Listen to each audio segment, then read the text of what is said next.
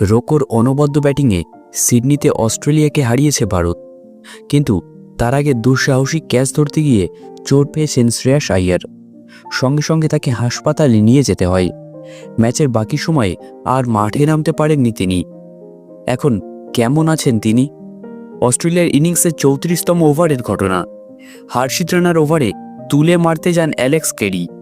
Short third man অঞ্চল দাঁড়িয়ে থাকা শ্রেয়াস পিছনের দিকে দৌড়ে দুর্দান্তভাবে তালুবন্দি করেন 30 বছরের এই ক্রিকেটার। তবে ক্যাচ সম্পন্ন করতে গিয়ে কোমরে আঁচড়ে বেকায়দায় পড়েও যান তিনি। তার মুখের অভিব্যক্তি দেখেই বোঝা যাচ্ছিল যন্ত্রণাবিদ্ধ তিনি। সেলিব্রেশনও পর্যন্ত করতে পারেননি। টিমমেটরা সঙ্গে সঙ্গে শ্রেয়াসকে ঘিরে ধরেন। ততক্ষণে যন্ত্রণায় কোমরে হাত দিয়ে শুয়ে পড়েছেন তিনি। মাঠে প্রবেশ করেন ফিজিও কমলেশ জৈন। এরপর কোনোরকম উঠে দাঁড়িয়ে ধীরে ধীরে মাঠ ছাড়েন তিনি।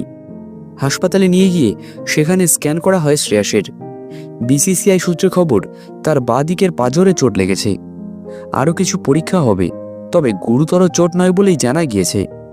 চোট পেয়ে উঠে যাবার পর পরিবর্তন হিসেবে যশস্বী জয়সওয়াল ফিল্ডিং করেন। শনিবার অস্ট্রেলিয়ার দেওয়া 237 রানের লক্ষ্য রোহিত শর্মা ও বিরাট কোহলির দাপুটে ব্যাটিংয়ে সহজেই পূরণ করে ভারত।